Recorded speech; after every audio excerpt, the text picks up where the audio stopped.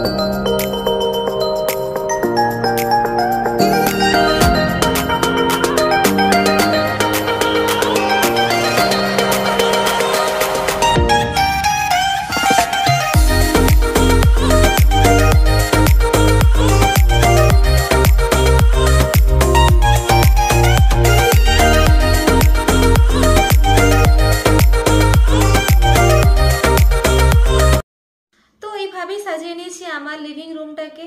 তো জানি না কেমন হয়েছে, খারাপ হয়েছে না ভালো হয়েছে, তোমরা অতি অবশ্যই জানিয়ে দিও কমেন্ট বক্সের মাধ্যমে।